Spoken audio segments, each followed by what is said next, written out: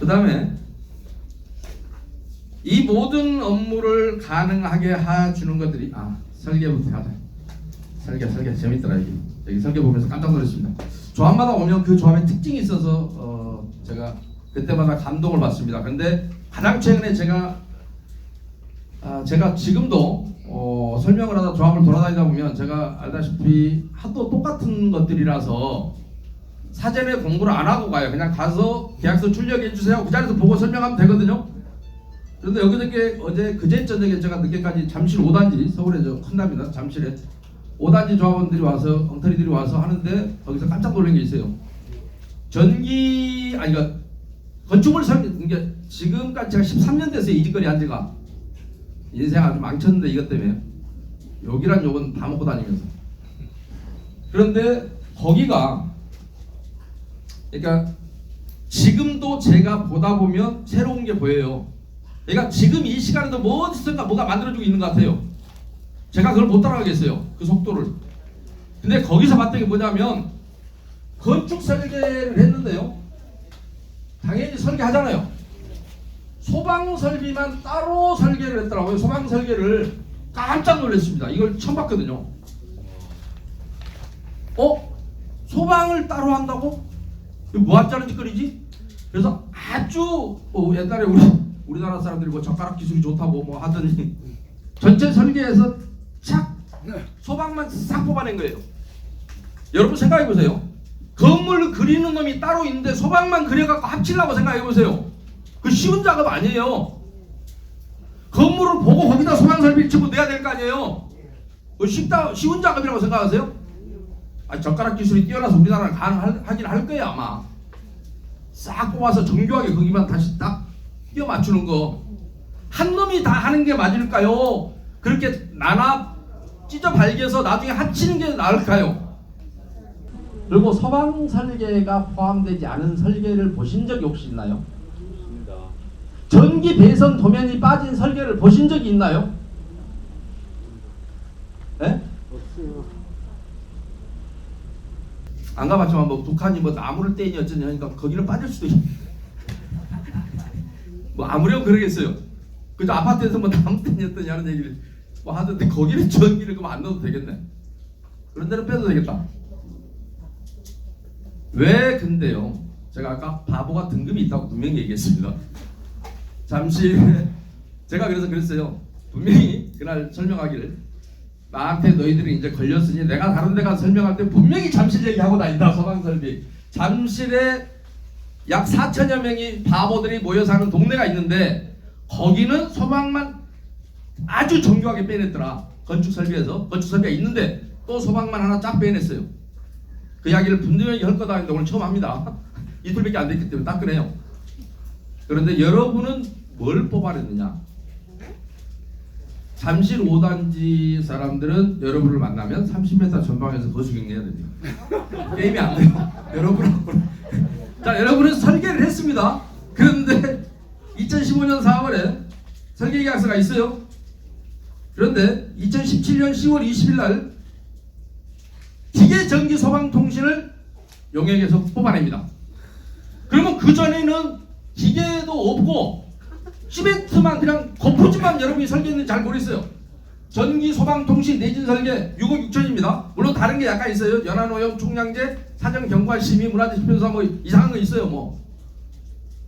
그런데 기계 전기 소방 통신 내놓고 통신에다가 가로 열고 내진 설계. 이게 뭐 하자는 거죠? 또 하나요. 내가 그래봐야 왜 여러분이 잠실 5단지 주민들한테 거수경례를 받아야 되는 이유입니다. 여기는 소방 하나 뺐습니다. 여러분은 전기 소방 통신 기계까지. 그 다음에 2019년 2월 8일 날. 근데 이게 설계 사무실입니다. 같은 설계 사무실입니다. 여러분 설계했던. 아주 정교합니다. 그 다음에 또 하나는 뭐냐? 설계를 동사무소, 파출소, 어린이공원화가 해동초등학교 증축허가에서 여기에 또 18만원씩 평당, 하나는 18만원 건축연면적, 그 다음에 어린이공원은 대지명덕당 10만 8천원씩 18만 원 평당 이렇게 합니까? 여러분 설계 혹시 평당 가격 아세요? 제가 본 것 중에 지금 제일 비싸거든요. 18만 원이. 근데 5배 안 되고 제가 잘못했습니다. 5배는 안 될 것 같아요. 그 다음에 또 하나 있습니다.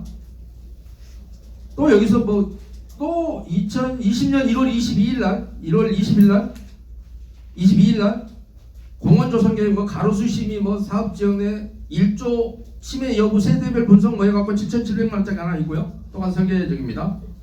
그 다음에 여기에서 풍동실험 대규모 지하 안전 영향평가 지질조사에서 또 6억 2,500이 있습니다. 근데 왜 여기에다가 계속 줘야 되죠? 같은 회사에? 다른데 특별히 여러분이 이 업체를 대단히 혹시 사랑합니까? 존경합니까? 그 다음에 사업시 인가 기초 용역이라고 그래서 요거 아까 한 거구나. 한 거죠. 기계 설비 이거 나온 거 있다. 두 번 뽑아주셨나 보다. 그 다음에 용적률 상향에 따른 성공보수 계약서. 이것이 또 무엇이요? 인센티브를 280% 이하일 때는 1억 플러스 2.8억, 그래서 3억 8천. 285일 때는 4억 8천, 291일 때는 5억 8천, 295일 때는 6억 8천. 용적률 상향 성공 보수 계약서 처음 봅니다.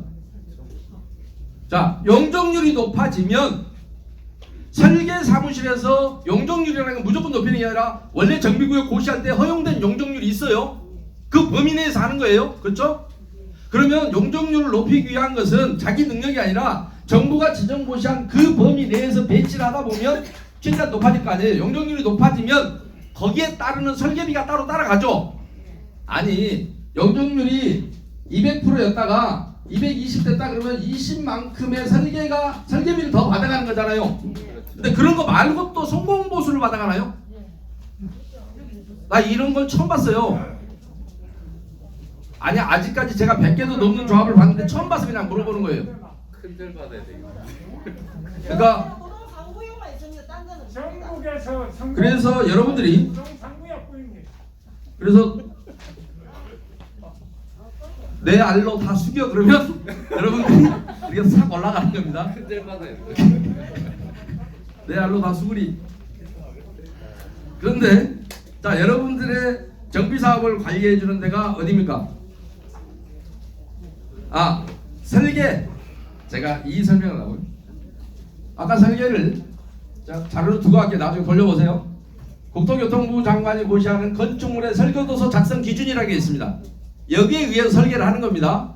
설계를 그냥 무턱대고 하는 게 아니라. 그런데 여기에 보면 설계도서 작성 방법에서 제가 여러분이 알기 쉽게 다 써놨습니다. 자, 조경에서는 뭐를 해야 되고, 그 다음에 아까 전기에서 뭐를 기본으로 해야 되는지 나와 있습니다. 시방서 만들어야 되고, 각종 부하기 단서, 도면 목록표, 인입 배치도, 전력 배치도, 통신 배치도, 소방 배치도, 전력 설비 평면도, 통신 설비 평면도, 소방 설비 평면도, 이거는 기본 용역에 다 들어있는 겁니다. 국토교통부장 그거는 설계할 때 해라. 아까 그러니까 껍데기만 하고 싶다 해서 껍데기만 한다고 못 한다고? 다 전기, 소방 다 넣어야 돼요. 국토교통부에 넣으라고 돼 있다고요. 여러분이 젓가락으로 빼내면 안 돼요. 아무리 우리가 손이 정교해도 뽑지 말아야 한다고요. 기본이 넣으라고 돼 있다고. 그 다음에 기계도 마찬가지. 기계 설비는 그럼 뭐를 해야 되냐? 아까 여러분 기계부 따로 있잖아요. 시방서, 도면 목록표, 5개 배관 평면도, 각 설비 개통도, 각 설비 평면도, 이런 것들을 기계 설비에다가 넣어라 이렇게 돼 있습니다. 그래서 이렇게 했는데도 여러분 조합은 왠지 건축에서는 또 이런 걸 내야 되고 이렇게 쭉 나와 있어요. 제가 체크를 해놨는데 토목에서는 어떤 걸 내야 되고, 조경에서는 어떤 걸 내야 되고, 어느 단계에서 뭘 내야 되고, 소방 개통도, 소방 평면도, 소방 시설 계획표 이런 것들 기본에 다 들어있는 거예요. 소방 시설 계획서, 소방 설비도, 소화 설비 개통도, 소화 설비 평면도, 도시가스 인입 지역에 한해서 조사 확인, 도시가스 인입 확인 이런 것들 등등 이렇게 하게 돼 있단 말입니다. 나중에 여러분 카페나 이런 게 있다니까 이걸 보고 공유하시기 바라겠습니다. 자료는 놓고 할게요. 제가 출력해서 오늘 아까 와서 보고 기가 막히게 출력을 해놨는데요. 그 다음에 자, 정비사업 전문 관리 용역 여러분이 2015년 4월 15일 날 주식회사 뭐 이게 했습니다. 그런데 여기 내용 중에요. 읽어볼게요. 그냥요. 뭐 제곱미터당 비용은 총 용역 금액은 8억 9,920만 6,711원 이렇게 돼 있고요. 부가세 별도 얘기 돼 있는데 용역의 업무 범위에 있는 그대로 있습니다. 기타 지원 사항에서요. 9번에 2조 1항 9호입니다. 협력업체 선정 지원 및 자문 업무, 각종 회의, 추진위원회, 이사회, 대의원회, 총회 등의 자료 작성, 업무 지원 및 자문. 그 다음에 기타 사업 수행에 필요한 재반 업무 지원 및 자문.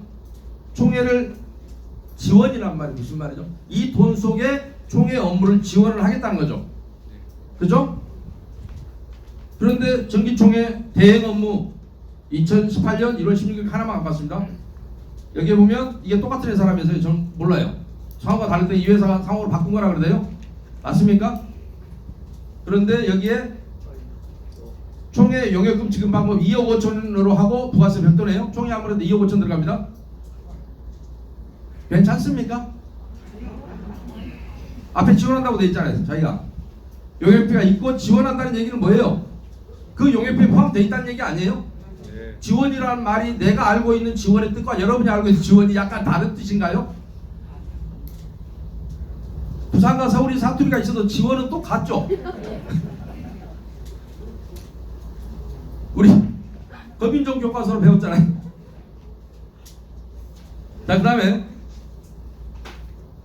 더 재밌는 거, 작년 9월 6일날 법제처에서 질의회 실현한 게 있습니다. 뭐냐? 도시 및 추진위원회 업무 범위에 속하는 정비사업 전문 권력자 선정의 의미는 해서 질의를 했어요. 민원이 국토부에 질의했는데 답이 안 나와서 법제처로 질의한 겁니다. 이게 뭐냐면 추진위원회에서 선정한 정비사업 전문관리업체에게 조합 업무까지 위탁하는 게 가능하냐 이런 얘기입니다. 추진위원회에서는 정비사업체하고 설계업체를 선정할 수 있게 돼 있죠. 그런데 조합원 총회 의견사항에 보면 또 정비업체 선정, 설계사 선정이 돼 있죠. 잘 모르세요? 그렇게 돼 있어요. 그러니까 추진위원회도 할 수 있고 조합도 할 수 있단 말입니다. 그런데 추진위원회에서 선정한 정비업체가 조합 업무를 위탁하는 게 가능하냐? 가능하지 않다. 추진위원회에서 선정한 정비업체는 추진위원회 업무만 한정해야 된다 이 얘기입니다. 그런데 현재 이 업체가 조합 업무까지를 하고 있다. 사업시행 계획 업무를 했다. 돈을 가져갔다. 그러면 고시정부 위반입니다. 왜요? 조합원 총회 결의사항에 대해서 조합원 총회 결의를 받지 않고 함부로 추진하는 임원에 대해서는 도시민주관계 경비법에서 2년 이하의 징역 2천만 원 이하의 벌금에 처하도록 규정하고 있습니다. 근데 뭐 여러분들이 좋아해서 그냥 쓰는 거죠. 법 위반해도. 이 업체 많이 좋아하죠. 왜냐하면 이런 많은 전국에서 등수에 빠지지 않게 이렇게 해줬잖아요. 총회 관리를. 각종 영역 계약을 이렇게 해주고 여러분의 돈을 받는데 여러분에게 이익이 되는 일을 하지 않고 이렇게 하고 있는 거죠. 그런데도 여전히 여러분은 신뢰하고 계속 데리고 가실 거죠? 아닙니다. 여러분이 그것은 알아서 할 일입니다. 근데 이 조합이 기가 막힌 것을 저는 오늘 와서 처음 알았어요. 등기부를 2개 뽑았어요. 조합이 한 번 중간에 해산됐다가 또 설립됐다면서요. 자, 제 이름이 김상윤입니다. 김상윤이가 죽고 조그만 꼬마 아이가 태어나서 또 이름이 김상윤이라는 이름은 또 나올 수 있겠죠. 그놈하고 내가 같은 놈입니까? 뭐 때문에 다른 놈이에요? 주민등록번호가 달라요. 둘이 서로 이름만 같지. 동명이인 그러잖아요. 옛날에 우동 3구역 주택재개발 정비사업조합, 그 다음에 지금 태어난 우동 3구역 주택재개발 정비사업조합이 같은 놈입니까? 틀린 놈입니까? 참고로 사람한테는 사람이 2가지 종류가 있죠. 제 설명이 어렵지는 않으시죠? 쉽죠? 사람은 2가지가 있습니다. 하나는 법인이 있고 하나는 자연인이 있습니다. 요놈은 감정 희로애락이 있는 놈이고 이건 그런 거 없는 놈입니다. 이놈은 징역도 보낼 수 있는데 이놈은 징역을 못 보냅니다. 사람은 둘이에요. 이놈한테는 법인 등록번호라는 게 있습니다. 헷갈리니까 같은 이름이 많잖아요, 전국에. 네. 우리도 전국에 같은 이름이 많아요. 근데 뭐 보고 구분해요? 주민등록번호. 자, 먼저 태어났다 죽은 놈 우동상구역 조합이라는 놈의 법인번호는 어떻게 생겼냐면 18117하나. 앞번호는 다 같습니다. 지역의 법인번호는. 뒷번호가 0002974. 이미 돌아가신 우동상구역 법인입니다. 지금 여러분이 속해 있는 그 법인은 18117하나. 이거는 똑같아요. 원래 뒷번호가 몇 번이냐? 0004 722 0004 722. 이거 같은 글자입니까? 틀린 글자입니까? 틀립니다. 이름은 같은 놈인데 법인이 같은 놈입니까? 틀린 놈입니까? 틀립니다. 법인의 재산이 상속된다는 얘기 들어보셨습니까? 법인이 알을 낳기도 합니까? 법인이 법인을 낳기도 합니까? 대체 법인이 없어지면 그 재산이 부채나 채권이 상속이 되냐고요? 안 됩니다. 근데 여러분은 왜 이 죽은 놈의 법인을 90몇 억을 여러분이 떠안기로 했다면서요? 혹시 돈이 그렇게 쓸 데가 없습니까? 그래서 지작물도 이렇게 막 해치우는 거예요? 범죄막 막 해치우고? 왜 이 돈을 떠났습니까? 누가 떠안으라고 그랬습니까? 누가 시켰어요? 여기에 전에 청산인과 지금의 조합장님이 같습니까? 아니 옛날에 청산인 중에 한 분이 지금 조합장님입니까? 그렇습니까? 등기부 보니까 이름이 같으신 것 같은데 그렇습니까? 현재 조합장님 성함과 생년월일이 같습니다. 그 전에 그 법인의 청산인으로 계셨던 분이. 아니 그러니까 근데 왜 나는 대한민국에서 법인이 소멸됐는데 그 소멸된 법인의 채무를 떠안는 사람을 아직 본 적은 없습니다. 여러분 왜 그렇습니까?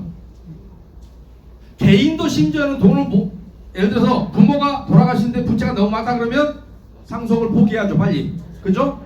심지어 안 된 얘기지만 그 사람 빚이잖아요. 부모 아니라 부모 아래비리도. 그런데 하물며 법인이 사라졌는데 이 법인을 혹시 다시 태어나던 지금의 배우자와 결혼하십니까?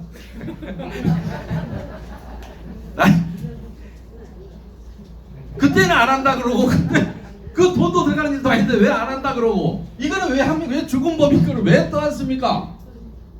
무슨 상관이 있길래 그때 조합원이 지금 조합원이니까 그거 뭔 상관 있어요? 그리고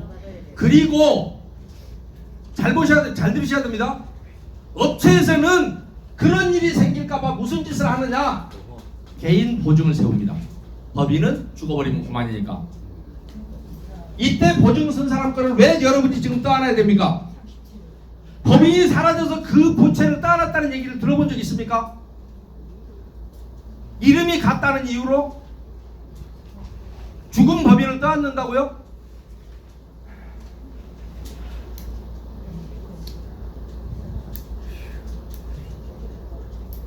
괜찮으세요? 90억 정도는 그냥 별거 아닙니까?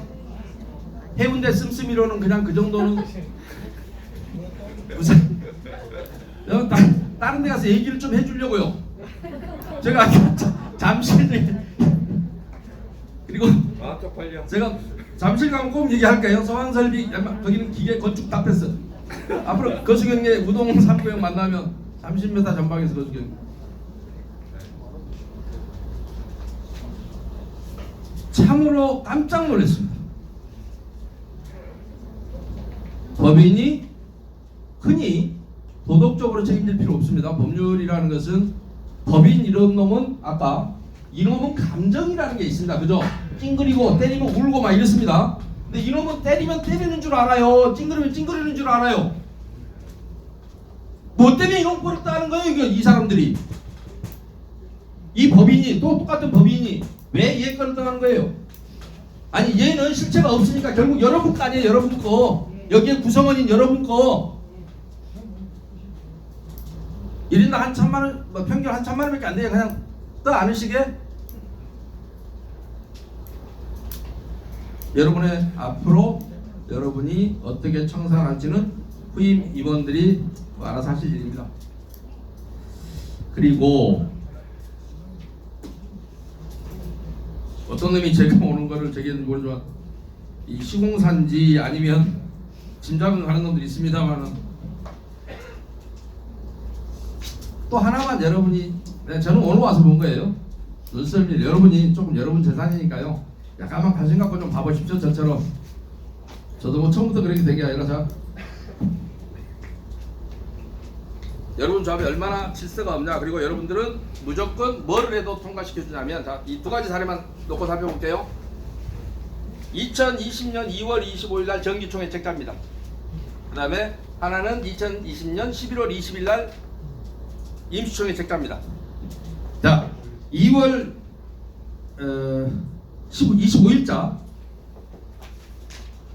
뭐를 해도 여러분이 믿어주니까 제가 믿는 현상을 봤습니다. 아주 작은 건데 이런 거 지적하려면 좀 미안하긴 합니다. 제가 아까 5배 이하짜리 안 하기로 했는데 근데 재밌어서 그냥 여러분한테 한번 보시라고요. 그냥 뭐랄까 하나의 그냥 재미. 요게 이 책자가 몇 페이지짜리냐면 73페이지입니다. 그런데 총회 책자 수량 1300부 단가 만원 그래 1300만원 이거 1300부가 1300만원 아마 이 분야에서 전국 1등 분명합니다. 인쇄비 분야에서 아까도 얘기했지만 여러분이 긍지를 가져야 될 부분이 여러 가지가 있습니다. 지금 별거 아닌 돈이기는 한데 아무튼 이 분야에서는 제가 느낌으로 정확히 비교는 안 해봤지만 이렇게 얇은 책자가 만원에 책자에 대해서 1300만원에 저 인쇄비 단가 대충 알거든요. 우리 좌우님 중에도 인쇄를 담당하시는 분 있으면 좀 견적을 한번 뽑아보십시오. 자, 그런데 그러니까 여러분들끼리만 비교할게요. 그냥 다른 거 뭐 잘된 거 이런 걸로는 비교하지 마시고 속상하니까 여러분들 것끼리만 그러니까 비교를 한번 해보세요. 이때는 가을에는 몇 페이지냐면 100 아까 70 몇 페이지죠? 75인가 그랬고 107페이지입니다. 저기 책자가. 그런데 1300부 여러분 하나 1300부 받아요. 근데 5,000원 그래서 650만원 참 추접스러워서 제가 이런 거 진짜 안 해야 되는데 이게 왜 눈에 들어오냐고요. 두꺼운 것은 혹시 종이값 인쇄비가 한 6개월 사이에 어마어마하게 내렸나요? 엿장사 마음대로죠. 여러분이 뭘 해도 다 이해를 해주시니까 작은 돈이지만 작은 돈이에요. 전체 다른 거에 비하면. 그러나 너무 웃겼어요. 이 조합 뭐야 이거 규칙은 도대체. 계속 높이려면 높이든가 높였다 낮췄다 계속 높이면 그냥 지나가지. 전체적으로 비싸고라고 그러고 지적은 안 할 텐데 어떻게 얇은 건 비싸고 두꺼운 건 싸고 그것도 반이나. 그러니 이게 참 지적하는 저도 추접스러워서 이게 쪽팔리잖아요. 근데요 저는 시공사 간단히 얘기할게요. 시공사와의 계약서 보면 재밌습니다. 제가 이 얘기 해주려고요. 지금까지 여러분이 들어가는 모든 돈은 어디서 빌려옵니까? 시공사 빌려오죠. 내 얘기가 맞는가 안 맞는가를 물어보려면 조합에서 오신다는데 안 왔어요. 자리가 있는데 이걸 보시면 됩니다. 시공사는 여러분보다 이 바닥에 전문가예요? 비전문가예요? 이놈이 여러분한테 지금 이 업체들이 돈이 나갔습니까? 안 나갔습니까? 아직 할 필요도 없는데 계약금이 나갔습니까? 환장하겠습니다. 그런데 잘 보세요. 쉽게 이해를 시켜드리는 거예요. 시공사의 계약서 몇 조에 이게? 환장하겠다. 14조 사업경비이랑 이 계약상의 사업경비는 다음 각호 및 사업참여 제안서의 내용과 같으며 을은 갑의 서면 요청에 의하여 조합의 사업 추진비를 대여할 수 있다. 그래서 쭉 항목이 25개 항목이 나옵니다. 자 보세요. 들고 계세요. 자, 이 중에 범죄 예방 영역비 있나요 없나요? 있습니까? 한눈에 보여요. 있습니까 없습니까? 없습니다. 자, 이주 촉진 영역비, 수용재결 영역비 있나요 없나요? 없습니다. 조합은 이사 비용만 보입니다. 자, 지작물 철거 있나요 없나요? 지작물 이설 폐관 없습니다. 3개만 해봤습니다. 사업 경비에 시공사도 사업 경비가 없다고 하는데 이것만 빌려주기로 했는데 왜 빌려줬나요? 시공사는 이런 게 빌려주겠다고 안 돼 있잖아요, 계약서에. 여기에 대해서 뭐라고 얘기를 할까요? 아, 우리가 실수로 빼먹었다, 지작물도 필요하고 범죄방도 다 필요한데 우리가 빼먹었다 할 수 있을까요? 아니면 지금 넣어줄게 이럴까요? 사업경비에 없는데 제가 매번 얘기해요. 서울시, 머리 나쁜 서울시 공무원들이 만든 예산회계 규정이 있습니다. 거기에 사업경비도 제가 지금까지 설명했던 건 하나도 없습니다. 사업비 항목이 없습니다. 그닥 머리가 좋지 않은 놈들, 제가 머리 나쁜 놈들 있으면 공무원 시키라고 합니다.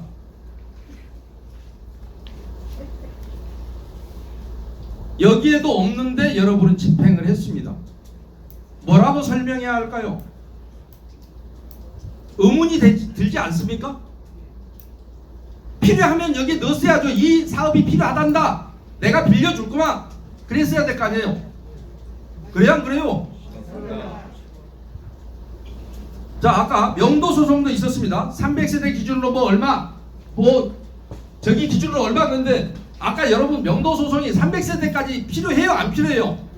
일괄 명도하면 안 돼요. 2주 기간 주면 대부분 나간다고요.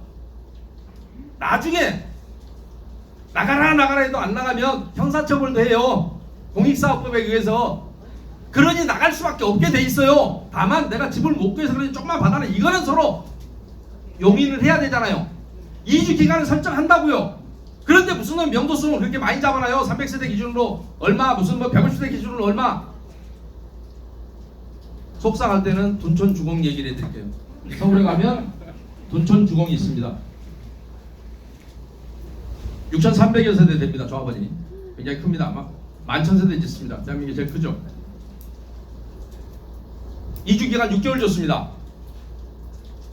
그런데 6개월 동안에 재건축이나 이사를 했을까요? 안 했을까요? 다 했죠. 재건축은 원하는 사람끼리 하는 거잖아요. 현금 청산 이런 것도 없으니까 이미 동의서 안 낸다면 옛날 다 매도 신고가 끝났고요.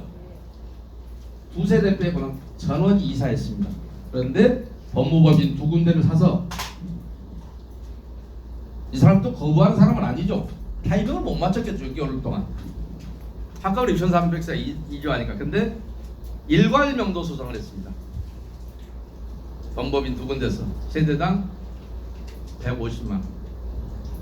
여러분도 속상할 때는 해운대만 있는 게 아니라 서울에도 바보들은 많다더라, 이렇게 위안을 삼으시면 됩니다. 여러분 친구들을 또 소개시켜드리?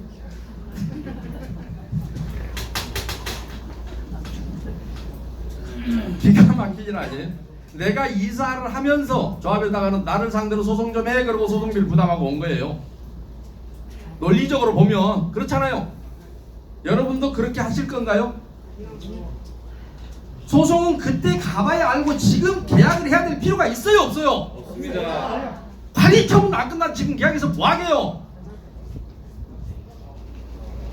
근데 내가 상대방이라고 해야 될 필요는 있겠죠. 마음 변하기 전에 지금 빨리 얘기 나왔을 때 좀 찍어버려야 되겠죠.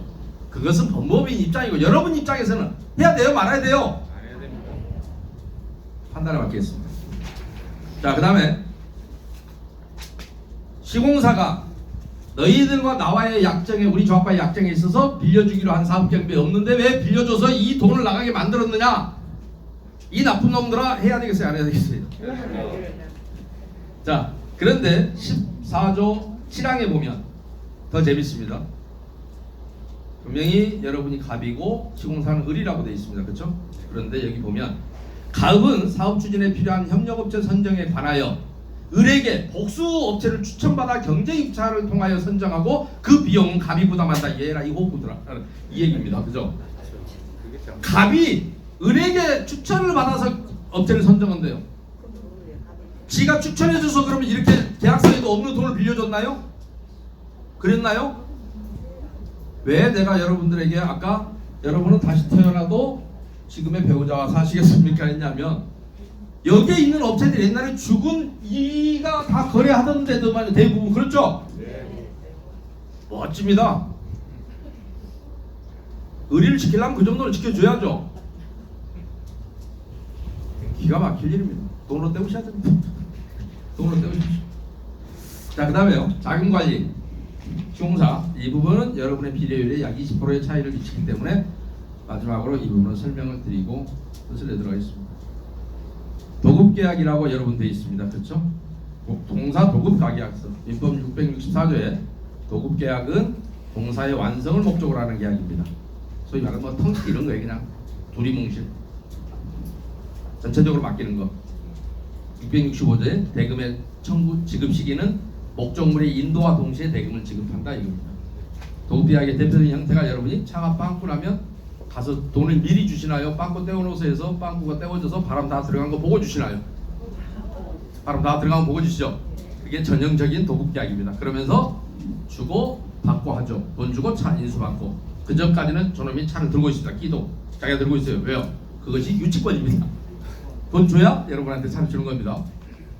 차는 1억짜리인데 빵꾸비는 10,000원이어도 그 10,000원 안 주면 1억짜리를 저 사람이 잡고 있을 권한이 있습니다. 그런데 여러분은 시공사에게 도급계약을 했다는 의미는 그런데 예를 들어서 5,000원짜리 공사를 야 다 짓고 와서 돈 받아가 그러면 시공사는 어디선가 돈을 많이 빌려다 해야 되겠죠. 그러니까 너무 이자가 많이 나가겠죠. 공사비를 많이 받아야 되겠잖아요. 그래서 이런 대형 건축공사에서는 뭐를 하냐 중간중간에 정산을 합니다. 그걸 기성물 그럽니다. 10% 되면 10% 됐습니다 라고 하면 10% 주고 공사비가 10,000원이었다 그러면 10% 되면 얼마 줘야 돼요? 1,000원 주고 또 10% 더 했어요. 20% 때 다시 10% 주고 이게 기성물입니다. 기성률에 따라서 그럼 기성률 판단 누가 하느냐? 감리업체가 합니다. 이 정도면 10%야 이 정도면 20%야 이렇게 이게 도급계약의 원칙입니다. 여러분은 어떻게 돼 있냐? 자 분양 등 수익금을 입금되는 일자리 기준으로 갑이 을에게 지급해야 될 전체 공사 금액에 달할 때까지는 이 금액을 공사비 변제에 충당하되 이렇게 돼 있습니다. 묻지마 무조건 공사비가 1,000억이다 그러면 들어오는 돈이 1,000억이 될 때까지는 계속 공사비만 주라는 거예요. 그러면 지금 이런 가짜 사업비부터 해서 막 빌려온 돈 이런 것들은 이자 내고 계속 쓰시라 이런 얘기입니다.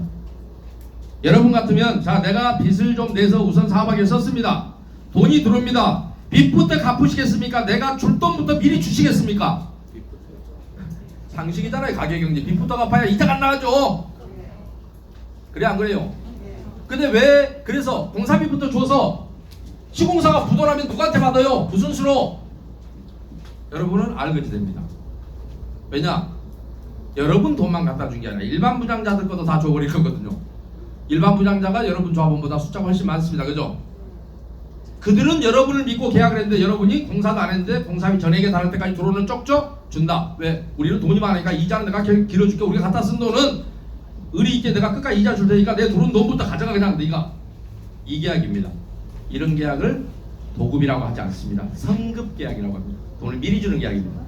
기성에 관계없이. 그러면 사업비 이자라는 부분이 늘어나서 결국은 어느 조합이나 이렇게 계약을 하면 비례율이 약 20% 정도 하락하는 요인을 갖고 있습니다. 보면 볼수록 이상하죠. 뭐 하나 제대로 된 게 없죠. 여러분을 위해서. 왜요? 여러분이 무관심한 대가입니다. 관심을 갖지 않고 있었던 결과는 지금 이렇게 다가오는 겁니다. 그러니까 돈으로 때우기에는 너무 속이 상하죠. 이번에 회의 내시겠습니까?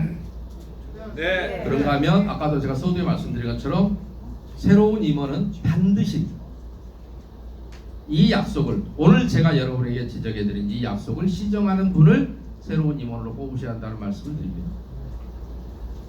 그것 또한 여러분이 지금 해임보다 훨씬 더 중요한 여러분의 숙제입니다. 그리고 앞으로는 관심을 갖고 이 부분을 보셔야 한다는 말씀도 역시 드립니다. 그래야 되지 않겠어요? 모르면 물어라도 보셔야 될 것이고 그냥 믿고 맡겨 두실랍니까? 여러분 재산입니다. 관심 갖고 꼭 보시고 계약서 아직 본계약이 아직 시공사고도 안 끝났기 때문에 계약을 하실 때도 꼼꼼하게 챙기시면 여러분의 재산을 많이 절감할 수 있고 여러분의 지출을 줄일 수 있습니다.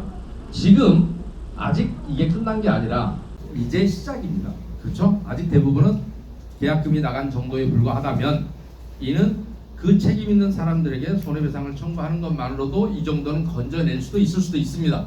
그러나 더 가면 어차피 그러니까 우리가 몸으로 말하면 처음에 치료를 하면 흉터도 안 남고 하지만 그 시기를 놓치면 설사 치료는 되더라도 크게 흉터가 남는다든가 하는 상처를 안게 되죠. 사업도 똑같습니다. 여러분이 얼마나 빨리 치유하는 노력을 하느냐에 따라서 여러분의 피해가 거의 완전하게 회복되느냐 아니면 회복은 됐는데 상당한 장애를 남기느냐에 그런 차이는 있을 수 있습니다. 수고하셨습니다. 그리고 간단하게 질문 받도록 하겠습니다. 예. 예. 긴 시간 강해 주신 법무사님께 큰 박수 부탁드리겠습니다. 자, 간단하게 질문하실 분 계시면 손을 들어서 질문해 주시면 저희들이 마이크를 갖다 드리겠습니다. 그리고 반드시 여러분들이 전 본인이 했던 거는 벗어나십시오. 그런 바보 짓은 없습니다. 여러분이 그때 인수하기로 했다면 또 인수 안 하시는 거로 결절이 하셔도 됩니다.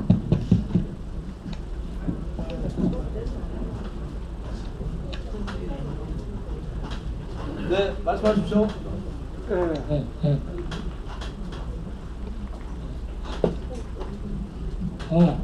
나옵니까? 네, 잘 나오고 있습니다. 예.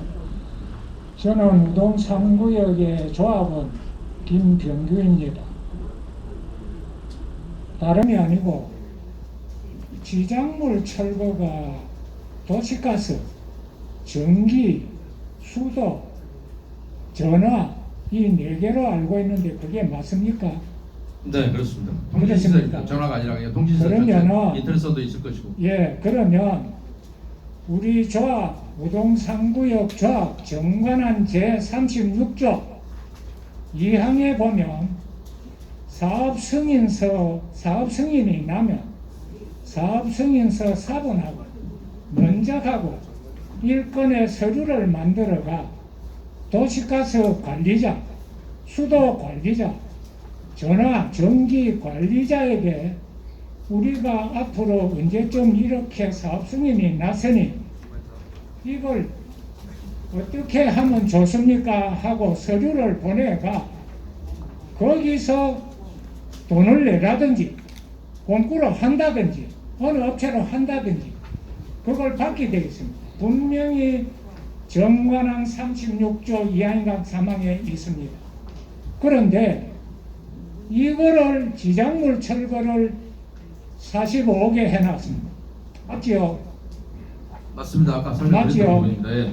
그러면 이거는 사업 승인 후에 계약을 해야 될 내용들을 무조건 하고 계약을 하고 그것도 뻥튀기라. 제가 남천동에 있는 도시가스, 수도, 전기 다 네 군데를 다 지난해 1월, 2월에 방문해가 알아봤습니다. 조금 전에 내가 말하듯이 그런 서류를 보내오면 도시가스의 경우에 아무나 내 같은 놈이 아무 자격증 없는 놈이 도시가스 폐공 못하지요. 네. 안전상 문제가 있죠. 네, 예. 그러니까 자기네들이 그 서류를 받고 사업 승인이 나면은 이렇게 해야 되고 업체는 어떤 업체를 해야 된다고 요약서를 보내주면 그때서 비로소 계약이 이루어져야 됨에도 불구하고 지금 사업 승인을 3년 4년째 못 받고 있으면서도 계약이 다 이루어졌습니다. 그것도 아주 고가요. 제가 알아보기로는 한 10억 미만 하면 되는 걸 그것도 45. 조합원님 죄송합니다. 질문을 해주십시오. 의견은 강사님이 강의를 하셨고요. 지금 조합님께서 강의를 하신 것 같습니다. 제가 그래서 지금 조합원님이 말씀하신 내용을 이미 제가 설명을 했죠. 하셨거든요. 다만 조합원님이 잘못 알고 계신 부분만 수정을 해드리면, 저 조합원님이 사업시행 인가가 나면 그 작업을 한다 했는데, 아까 제가 설명할 때는 뭐라고 했냐면 관리처분 계획 인가가 나야 그 작업을 필요로 합니다 라고 설명을 드렸고, 그래야 관리처분 인가가 나야 종전재산에 대해서는 더 이상 사용 수익할 수 없다라는 것 때문에 그렇게 돼 있고, 그 머리 나쁜 서울시 공무원들이 만든 서울시 예산 회계 규정에도, 여러분은 부산시는 회계 규정이 어떻게 생겼는지 모르겠습니다. 표준 규정을 갖고 있는지도 모르겠고, 서울시는 그 각 용역의 계약 시기에 대해서 나옵니다. 그 시기가 뭐라고 돼 있냐면, 아까 철거는 관리처분 이후라고 돼 있다고 제가 아까 그 설명도 드렸습니다. 그리고 서울시 예산회계 규정은 어떤 경우에도 설사 계약이 미리 체결되더라도 30일 전에는, 용역 착수 30일 전에는 계약금이 지급돼서는 안 된다라고 되어 있습니다. 설사 시기를 어기더라도. 그러니까 여러분처럼 만약에 서울시 같은 회계 규정 당연한 거잖아요. 아니, 일을 할 때 준 것이지 이자 물어가면서 내가 미리 줘야 될 이유가 뭐가 있어요? 그렇지 않아도 가짜 계약도 속상한데 이게 이자까지 물고 있어요. 이중으로 속상하죠, 그죠? 아, 그렇잖아요. 아까 불필요한 것도 속상한데 그걸 이자까지 미리 물고 있다. 아직 할 때도 안 됐는데. 그래서 그런 부분을 아까 제가 이미 설명을 드렸습니다. 다만 사업시행 인가 후가 아니고, 여러분 정말에는 기존 규정은 없는데 서울시 같은 경우는 당연히 법률 규정을 제가 유추해서 설명드렸습니다. 그리고 서울시는 근데 계약의 회계 규정에서 시기를 철거 이후 이렇게 정하고 있습니다. 그래서 그런 아까 사업시행 인가 이후가 아니면 사업시행은 건축 허가만 나온 상태이기 때문에 조합원 부장직성을 알아보고 해서 그때 철거할 수는 없습니다. 이미 살고 있으니까요. 예전에 할 수 있습니까? 당연히요. 할 수 있습니다. 예. 그리고 아까 제가 여러분 조합이 좀 재밌습니다. 2016년 1월 19일 날 정관을 변경했는데 뭐라고 변경했냐 볼 때입니다. 32조 7항이요. 여러분 정관의 32조 7항이 어떻게 되어 있냐면, 표준 정관은 이렇게 되어 있습니다. 이거 바꾼 의도도 아주 기분 나빴습니다. 이 설명을 드리자면 32조 7항이 어떻게 되어 있느냐, 조합은 사업 시행상 조력을 얻기 위하여 용역업자와 계약을 체결하고자 하는 경우에는 국가를 당사자로 하는 계약에 관한 법률의 내용을 준용하여 처리할 수 있다 이렇게 되어 있습니다. 표준정관은 준용한다라고 끝납니다. 당연규정인데 여러분은 그 전까지 당연규정으로 되어 있다가 2016년 1월 19일 날 할 수 있다 해도 그만 안 해도 그만 이렇게 바꿔버립니다. 정관을. 어떤 싸가지 없는 놈이 개입을 해서 살짝쿵 비틀어 놓습니다. 왜 근데 그게 중요하냐? 국가를 당사자로 하는 계약은 이렇게 되어 있습니다. 공무원들이 쓰는 법률입니다. 계약을 할 때 첫째, 용역계약을 하려면 여러분의 지금 용역계약은 다 뭐였습니까? 묻지마 계약이었습니다. 아까 단가 곱하기 물량이 나와야 되는데 단가도 물량도 아무것도 없으니까 이 금액이 적정한지 아닌지를 전혀 알 수가 없다고요. 그러다 보니 바보들이 등급이 생기기 시작했다고요. 아까 얘기했죠? 그런데 국가를 당사자로 하는 계약에 관한 법률을 준용해서 계약을 하려면 어떻게 해야 되냐? 첫째는 물량 내역서를 뽑게 되어 있습니다. 그리고 이 물량 내역서를 가지고 현장 설명을 하는 겁니다. 공고를 하고 입찰 공고, 입찰 공고하고 현장 설명회. 대신 입찰 공고는 전자적 방법으로 하게 되어 있습니다. 전자 입찰 공고입니다. 여러분은 2018년 2월 9일 날 도시정비법이 개정돼서 그런 줄 알고 있는데, 그것은 법률로 강제하기 시작한 것이 2018년 2월 9일이고 그 전에 여러분의 정관은 이미 국가를 당사자로 하는 계약에 관한 법률을 준용하도록 되어 있기 때문에 국가를 당사자로 하는 계약에 관한 법률은 전자 입찰 공고를 하게 되어 있었습니다. 왜냐? 우리나라의 조달 시스템이 도입된 게 2000년입니다. 여러분의 표준정관이 만들어진 게 2003년 6월 30일이었습니다. 2003년 7월 1일 날 법을 시행을 앞두고 하루 전날 표준정관을 만들었거든요. 그랬기 때문에 그때는 이미 전자조달 시스템이 우리나라에 도입돼서 시행 중에 있었습니다. 그래서 국가를 당사자로 계약에 관한 법률은 전자 입찰 조달 시스템을 통하게 돼 있고, 그 다음에 그걸로 현장 설명이 돼야 물량 내역을 보고 정상적인 계약이라면 업체들이 들어보고, 아, 저 정도면 나는 얼마에 입찰해서 넣겠다, 얼마에 넣겠다 마음속으로 결정할 거 아니에요. 이 가짜는 할 필요도 없지만, 가짜인데 뭔데 물량 내역이 나오겠어요. 그런데 이 물량 내역을 갖고 그 다음에 현장 설명을 하고 그걸로 원가 계산을 의뢰합니다. 원가 계산 기관들이 많습니다. 원가 계산을 의뢰하면 여기서 나온 금액을 갖고 이걸 예전 가격이라고 합니다. 이걸 비밀로 유지하게 돼 있습니다. 왜요? 이거 알면 다 맞추니까. 그러면 이 금액보다 높은 거는 입찰이 성립 안 됩니다. 그래서 원가 계산에서 이걸로 예전 가격을 정해서 입찰을 합니다. 그러면 여기서 현장 설명회 때 물량 내역을 보고 정해서 입찰을 하는데 요거보다는 원가보다는 낮은 선에서 입찰가가 결정이 되게 돼 있습니다. 그리고 그때는 입찰을 할 때는 입찰 보증금을 100분의 5 이상 받게 돼 있습니다. 내가 100억에 입찰한다 그러면 5억 이상을 입찰 보증금 내도록 해야 됩니다. 왜요? 입찰할 때 장난친 놈 보증금 몰수해야 되니까. 그리고 입찰이 성립이 되면 계약 보증금을 이제는 입찰 보증금 내주고 장난치지 않았으면 그 다음에 계약 이행 보증보험을 받게 돼 있죠. 계약 이행 보증 증권을 끊어오라 해야죠. 또 계약을 해놓고 안 지키거나 아니면 가짜로 계약을 했거나 하면 안 되니까. 그런데 그래서 국가를 당사자로 하는 계약에 관한 법률 시행 규칙 제44조에는 입찰의 무효 사유가 두 가지가 나옵니다. 하나는 뭐냐? 전자 입찰을 하지 않은 경우. 두 번째는 뭐냐? 입찰 보증금을 100분의 5 이상 안 받은 경우. 여러분 조합은 이 두 가지에 다 포함됩니까? 안 됩니까? 지금까지 모든 계약이 됩니다. 다 됩니다. 어느 하나라도 지켰나요? 이걸 지켰나요? 이걸 지켰나요? 그렇습니다. 그런데 표준정관에는 에어컨 좀 꺼주세요. 국가를 당사자라는 계약에 의한 법률을 준용한다 돼 있는데 그 전까지 2016년 1월 19일까지 그렇게 돼 있다가 이렇게 되면 우리는 이걸 지켜야 돼, 이 규칙을.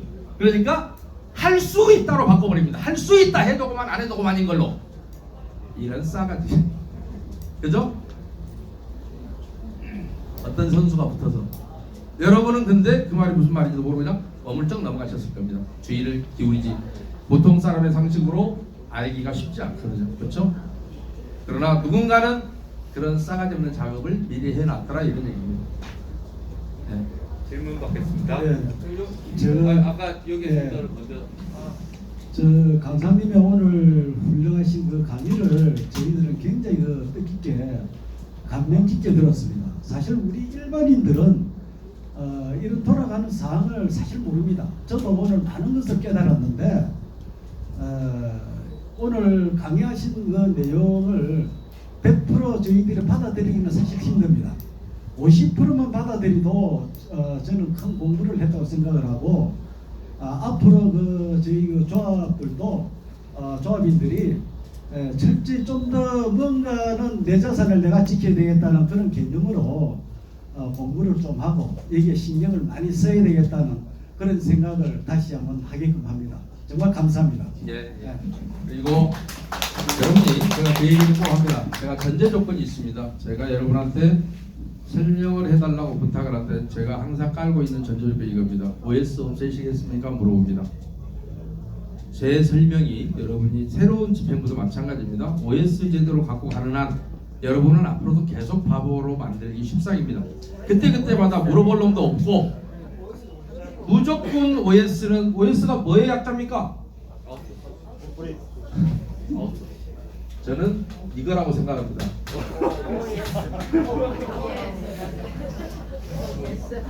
조합의 감사는 뭐 하는 사람입니까? 원래 16조 1항에 의하면 조합의 사무가 적정한지 무엇을 감사하고 감사의 직분이 나옵니다. 그런데 저는 감사는 조합에다 대고 감사합니다 하고 있는 사람이 감사라고 생각합니다. 맞습니다. 여러분 조합은 혹시 그런 감사를 모시고 있지는 않죠? 여러분 조합도 그렇습니까? 다른 조합이 그렇다는 얘기입니다. 조합의 연신 감사합니다 하는 게 조합의 감사입니다. 여러분 조합은 그러지 않길 바랍니다. OS는 모든 게 yes입니다. 여러분이 앞으로도 여러분이 OS를 왜 아무리 대한민국이 정치사에서 부정선거가 있고 뭐가 있고 했어도 여러분 투표를 대신해 줬던 적은 없죠. 뭐 본대 사기 만들었다 이런 시비도 있었고 뭐 군인들 투표 막 이런 건 있었지만 투표함을 바꿔치겠다 그런 것도 시비는 있었네요. 과거에 아주 오래전에. 그러나 지금 그런 거 없죠. 근데 왜 여러분이 주권 행사를 할 줄 몰라서 OS를 씁니까? 그 비싼 돈을 쓰고 OS에 종사하는 애들이 매번 했던 얘기입니다. 저한테 북한의 핵 문제도 자기들한테 맡기면 가서 합의서를 써올 텐데 미국 대통령이 가서 못하고 누구도 못하고 문 대통령도 못하고 자기들한테 맡겼어야 되는데 왜요? 가짜로라도 써온다는 얘기입니다. 그 얘기는 진짜는 못 써오고 OS 없애셔야 됩니다. 없애시겠습니까? 대신 전자적 의결 방법 얼마나 있지 않습니까?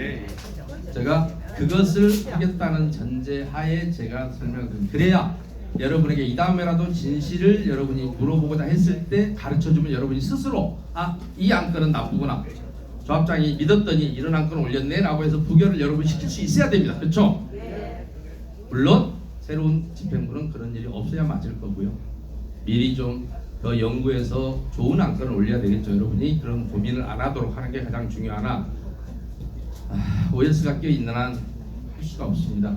아무리 내가 그래서 제 카페 이름이 서면결의서 위조방지대책위원회, 이게 설사 여러분이 어떤 의사표시에도 이걸 중간에 위조를 해버리면 지금 내가 설명한 이 모든 게 의미 없는 일이 돼버린단 말입니다. 왜 그 말씀을 드리느냐, 옛날에 왕십리 2013년 상황입니다. 지금은 다 입주했는데요. 그때까지 왕십리 일구에게 13번의 총회를 했습니다. 근데 역대 투표의 1, 2, 3위가 명확하게 갈립니다. 1위가 뭐냐, 사업비를 한 번에 1,600억 올렸을 때 82%, 2위가 뭐냐, 580억을 올렸을 때 79%, 3위가 뭐냐, 460억을 올렸을 때 77%. 아주 멋집니다. 2% 사이로 2, 3%씩. 나머지의 10번의 총회는 50에서 60%입니다. 그러니까 이 조합은 이대로만 놓고 보면 돈을 올린다 그러면 환장합니다. 조합은 찬성으로 가느라고. 야, 돈 올린대.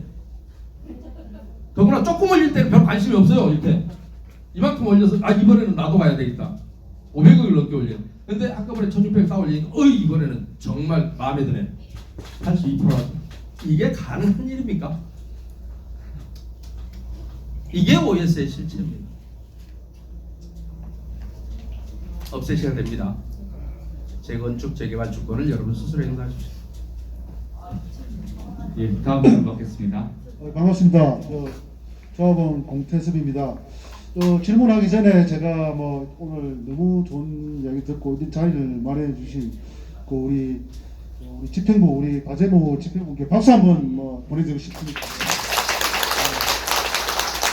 또 우리 강사님 덕분에 오늘 많이 배웠습니다. 예, 저도요 중간에 들은 입장에서 좀 무관심한 부분이 많았는데 우리 강사님 덕분에 오늘 많이 배우고 또 제가 부끄러운 점도 있는 부분도 있고, 제가 오늘 듣고 오신 분들이 각 돌아가셔가지고 요 마을에 거주하고 계시면 마을에 거주 하신 분들한테 좀 이렇게 홍보도 좀 하고 이렇게 진실을 좀 전달해 주면 좋겠고, 밖에 계신 분들은 온라인이나 이런 쪽으로 해가지고 적극적으로 이렇게 좀 이런 문제점을 크게 좀 이야기해 주면 좋겠습니다. 제가 들어보니까 전국 최고 1등의 문제점이 하는데, 야, 1등이 참 좋은 건데 참 들어보니까 부끄럽습니다. 예. 그런 부분이 있는데, 제가 우리 강사님한테 질문 사항이 뭐냐면은, 질문 사항이 뭐냐면은, 지금 이 상황이 지금 좀 문제점이 많은 부분인데, 강사님 쭉 이렇게 돌아보시다가 이 정도 문제점에서 조합원이나 기존에 또 하신 분들이 좀 나서가지고 요거를 좀 뒤집어 가지고 제대로 갈 수 있는 그런 선례를 좀 있으신가 한번 다시 한번 여쭤보고 싶습니다. 예. 지금 그러니까 그렇게 하려고 하다가 분열해서 못한 데가 있고요. 그렇게 바꾼 데도 있고 그렇습니다. 예. 그래서 지금 서울에 전자투표를 하고 있는 데가요. 서울에는 인문 1구역, 수색 4구역, 수색 9구역이 있습니다. 저한테 연락하지 마시고 직접 전화해서 조합장들한테 한번 물어보십시오. 그러고 나서 뭐가 달라졌느냐라고 하는 걸 좀 물어보시면. 근데 대부분 지금 일부는 진행 중에 있고요. 최근에도 또 바뀐 지역이 하나 있습니다. 그래서 거기는 다행히 조합장이 아주 강력한 의지를 갖고 있는데, 대부분은 안타깝게도 하겠다고 했다가 배신했던 데가 훨씬 더 많습니다. 그리고 수색사 같은 경우는 구도 마찬가지고요. 수색사는 입주를 했습니다. 근데 추가 분담은 없이 입주했고요. 그렇다고 그 조합이 그 조합 얘기는 안 하려합니다만, 어찌됐든 여러분이 스스로 의결권을 행사하는 시스템을 마련하면서부터 업체들이 장난을 더 이상 못 쳤기 때문에 더 지금 여러분보다 훨씬 뒷단계에서 시작했습니다. 그 사람들은. 그러니까 이미 돌이킬 수 없는 상태가 훨씬 더 많았고요. 그러나 그 뒤로 더 이상 부패가 진행되진 않아서 추가 분담금 없이 관리처분대로 입주한 것은 맞습니다. 그리고 아직 그런 청산 작업, 잘못된 작업을 진행 중에 있는 조합들은 있습니다. 네, 감사합니다. 다음 질문 해주시죠. 마지막으로 하겠습니다. 네. 그러나 안타깝게도 했다고 약속했다가 못 지킨 조합들은 제가 아까 임원 선임의 중요성을 강조했던 이유가 그겁니다. 법인 부채를 가지고 연대 또 법인이 그 부채를 안고 제 생각에는 시공사 그 입찰금을 가지고 지불했는 것도 이래 생각하고 있는데 그거를 갖다가 집행부나 아니면 해결 방법이 있으면 좀 가르쳐 주셨으면 하고요. 민법 35조는요. 법인이 목적 외에 불법 행위로 인하여 손해를 끼친 때는 그 이사는 연대하여 책임을 지도록 되어 있습니다. 그러니까 아까 새로운 법인은 목적이 전에 소멸된 법인의 채무를 갖고 오는 게 목적이 될 수가 없죠. 법인의 목적이죠. 새로 탄생한 사람이 옛날 법인 거를 왜 갖고 오냐고요. 그거는 자연 소멸될 채무고 실제로 청산 과정에서 채무가 다 털려 나갔기 때문에 청산이 되는 거라고요. 그냥 청산이 되는 게 아니고 플러스 마이너스 제로가 됐기 때문에 청산이 되는 거예요. 그런데 그것을 살려서 강실을 살려서 사람으로 데리고 온 거예요. 그러니까 그것은 아까 뭐라 했죠 질문이 그랬을 때 책임을 묻을 수 있는 방법. 아까 얘기대로 그 불법 행위를 주도했던 예를 들어 이사라든지 그 다음에 여러분이 그 총회를 할 때 과연 이 설명을 우리가 여러분한테 자 거꾸로 제가 질문 드려볼게요. 내가 만약에 총회를 하면서 자 A라는 법인이 있다 사라졌다. 우리하고 이름이 같은 조합이 하나 우리 지역에 존재했었다. 근데 이번에 B라는 조합이 탄생했다. 근데 이름은 같아요. 그런데 우리가 이 사람은 소멸 법원에 고등법원 판결로 이미 소멸해버렸기 때문에 절차만 등기 이전 절차가 늦어졌을 뿐이지 이미 고등법원 확정 판결 관계 이게 사라진 거예요. 나머지는 등기상 절차가 좀 늦어졌을 거고 청산인들 선임해서 요거를 우리가 갖고 올 필요는 없는데 우리가 그래도 사람 좋다는 얘기 들어야 되지 않겠냐. 그래서 여기서 이것을 인수하려고 하는데 어떻게 생각하냐 이렇게 얘기를 했더라면 여러분이 찍었을까요? 무슨 소리야 내가 왜 사람 좋아? 나 동계산 정확한 사람이야 그러고 안 찍었을 거 아니에요. 이렇게 안 했다면 당연히 인수한 것처럼 주장한 사람이 있다면 그걸 했던 사람들이 책임져야 되고 그걸 지출했던 사람이 책임져야 될 거 아니에요. 그쵸? 분양할 때까지 놔뒀다가 지금은 분양권에 프리미엄이 좀 있다면서요. 제가 여러분이라면 그렇게 하겠습니다. 지금 집 바로 뺐으면 별 저기가 없으니까 분양 다 하게 한 다음에 그걸 뺐으면 시가로 팔면 되겠네. 그죠? 한 10억씩 가면 10명만 해도 100억은 되겠네요. 그렇지 않나요? 할 의지가 있으면 박수 치셔야 돼. 이럴 때는 가만 놔둬요. 그 안에 또 집하고 화가 나. 그럼 재평부인데 질의를 드려도 되겠네. 아 그럼요. 아까 제가 민법 35조 다시 한번 보시라고 했잖아요. 개발 아까 목적 외의 행위를 목적 외의 행위로 소리를 지르는 그러니까 내가 묻잖아요. 그 집행부가 왜 책임이 있는 거냐. 자 이거는 우리가 전혀 책임질 일은 아닌데 법인이 부채를 승계했다거나 상속되거나 이런 일이 있을 수 없으니까 그리고 그때는 여기에 책임지겠다는 돈 갖고 올 때요 연대보증 쓴 사람들이 다 있어요. 그 사람들 걸 왜 여러분이 갚아야 되냐고. 그쪽에서 받아가게 놔뒀어야지. 막말로 법인은 없어지면 그런 위험이 있기 때문에 법인의 이사들한테 연대보증을 상대방 입장에서 시키는 거예요. 법인 부도나 봐요. 책상하고 컴퓨터밖에 더 있어요. 이런 대형 회사를 하더라도 부도 놔보십시오. 뭐 거질 게 뭐가 있나? 자산이 뭐가 있나? 그러다 보니까 그 고의로 부도를 내거나 할 수도 있거든요. 그거 못하게 하려고 연대보증을 세운 거라고요. 근데 여러분이 갚아버림으로 해서 이 사람들은 아이고 살판 났네. 그쵸? 근데 지금이라도 안 돼. 이거 불법이래. 우리가 갖고 올 필요가 없었대라고 지금이라도 다시 거부 결의를 해야죠. 그런데 그 집행부가 그걸 들어와서 집을 팔고 떠난 사람이 있거든요. 그러니까 그런 사람들 어떻게 책임을 지는 거야? 뭐 찾아가서 받아야지. 그거 어떻게 뭐라? 혹시 제가 길 가다가 빚 받아줍니다. 이거 좀 전화번호 그 나머지 이런 제기된 의견들은 저희들 조합원들끼리 의논을 해서 대책이라든지 이슈라든지 이런 부분들은 같이 논의할 수 있도록 서로 여기 계신 조합원들께서 많이 도와주시기 바랍니다. 다음 조합원이 질문 있겠습니다. 안녕하십니까. 저는 우등에 192-9번지에 살고 있는 전옥순입니다. 제가 저번에 총회 때 건의한 게 좀 있었습니다. 현대에서 나오는 책자에서 이사비 이주비가 있다고 이래 했거든요. 그런데 어느 시점에서 빵빵 이래 해놨더라고요. 영영 이래 해놔가지고 제가 그래 이제 총회 때 나가가지고 발표를 했어요. 왜 여 책에는 이사비 이주비가 얼마 준다고 해놓고 여 책에는 막 빵빵 해놨느냐, 빵빵하면 이사비 이주비가 안 준다는 뜻 아니냐고. 그러니까 그거를 다음에 회사에서 알아보고 연락하겠습니다 하더만 그 다음 연도에 이제 총회 때 제가 갔었어요. 갔더만은 그 문제는 회사하고 잘 얘기해가지고 해결했다 이러면 아무 말로만 이래 증거가 있었는 거예요. 예를 들어 책장이 나왔다든가 그거는 해결했다 어떻다 저떻다 해결했다는 거 증거도 없고 아무것도 없어요. 그래가지고 저 경우에는 그런 경우에는 이사비 이주비를 받을 때까지 이사를 하지 말아야 되는 건가 아니면은 그래도 떠나야 되는 건가 그런 궁금했습니다. 예, 이상입니다. 이사비 이주비를 어차피 줄걸요. 뭐 특정 개인만 안 주거나 그럴 수는 없잖아요. 전체적으로 줄 거예요. 예. 그거는 왜냐면 특정 개인만 안 주시면 그분이 전체적으로 사업에다가 넣어버리기 때문에 사실 불합리합니다만 막 그렇게 하고 있으니까 그러면 남이 빚 얻었으면 내가 이자를 감당하는 꼴이 돼서 누구나 똑같이 그러니까 종전재산 평가액에 예를 들어 40% 이렇게 일률적으로 줘야만이 공평한 거거든요. 그래서 그거 안 줄 수는 없습니다. 안 줄 방법이 있지 않아요. 책에다가 영영 빵빵 해놨는데도 나옵니다. 아니요, 전체적으로 줄 겁니다. 예. 안 줄 수가 없어요.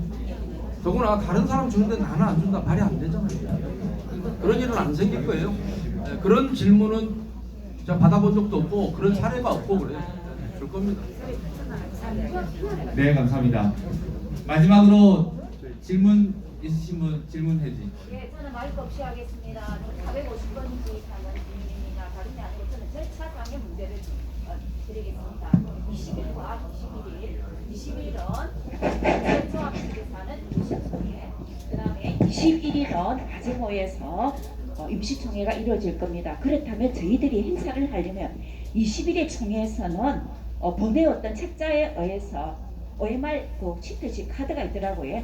거기에 해임에 관한 신임권을 올려놨습니다. 그 신임권에 대해서는 저희들은 해임에 찬성해서 보내야 될까요? 그 다음에 두 번째, 만약에 그때 저희들이 충족을 하지 못한다면 그게 통과된다면 저희들이 21일 날 만약에 저희들이 충족 즉 2분의 1 다 참석을 해서 저희들이 해임권을 통과시켰다면 그게 충돌이 생기지 않을까요? 그 부분에 과정에 관해서 설명을 좀 부탁드리겠습니다. 이상입니다.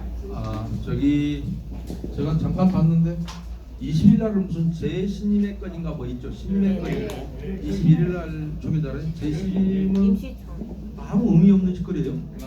왜냐하면 재신임이라는 그런 제도도 불필요하지만 재신임이라는 게 무슨 법률상 임기가 있는데 여러분은 임기 내에 재신임 한다 그래서 뭐 한 번 더 하게 해줄 것도 아니고 불필요한 짓이고요. 하나만한 짓이에요. 하나만한 짓이고 21일 날 여러분들이 해임하면 해임이 되는 것이고 그렇죠. 그러니까 20일 총회는 여러분의 해임에게는 전혀 뭐 지장이 없는 거라서 아예 무시하셔도 됩니다. 그냥 아셔도 됩니다. 어떤 법률 효과도 없습니다. 네, 재신임이 의결된다 해서 무슨 법률 효과가 있거나 그러지 않아요. 예, 그러면 만약에 통과가 된다면 그분들의 문제는 언제 발생이 됩니까? 임기 지금 현재 임기 그러니까 하나만한 일이라니까. 해임의 부분이 아니고 선임의 부분이 아니고 신임의 건입니다. 20일 날 임시총회 여러분 기분만 물어본 거예요. 여러분 다 어떻게 생각해? 그럼 기분만 물어본 거예요. 21일 날 하는 해임은 그야말로 가결, 부결 아무 조합장 의미 및 임원의 해임 총회입니다. 예, 그러면 효력은 언제 발생이 됩니까? 어디요? 해임은 자 원칙적으로요. 해임은 임기 만료나 해임은 원칙적으로 위임 사무가 종료되는 걸 원칙이라고 합니다. 원칙. 그러나 선임이 되기 전에는 해임만에 등기가 안 되는 이유가 해임이 되면 직무는 원칙적으로는 정지돼야 맞지만 법인의 영속적인 사무를 하지 않으면 후임자가 선임될 때까지는 계속 해야 되는 거예요. 그래야 아니면 법인이 소멸돼 버리거든요. 그래서 해임만에 등기는 등기소에서 해주지도 않아요. 그래서 새로 선임해서 와라 그러면 해임은 날짜를 21일로 해임하고 선임된 그날 선임 등기를 해주고 이렇게 하는 겁니다. 그때까지는 그러니까 쉽게 얘기하면 제가 이렇게 표현하는데요. 죽었는데 그냥 장례 절차가 늦어지는 거예요. 신고는 한 달 후에 해야 돼요. 네, 장례 해임과 승인이 동시에 이루어질 수가 있나요? 그건 못합니다. 왜냐하면 개체권자가 다르기 때문에. 네. 그리고 선임은 해임이 되지 않았는데 선임 얘기를 꺼내면 안 됩니다. 그건 법률상 하자입니다. 왜냐하면 해임이 된 걸 보고 나서 선임에 관한 절차가 논의돼야 되는 것이지 아직 임기가 있는데 선임이라는 얘기는 해임을 전제로 하는 것인데 임기가 만료됐다든지 해임이 됐다든지 하는 걸 전제로 하는 것이 사임을 했다든지 하는 게 전제가 돼야 되는 것이라서 두 가지를 동시에 할 수 없습니다. 개체권 자체가 달라요. 개체권자가 달라서 그렇다.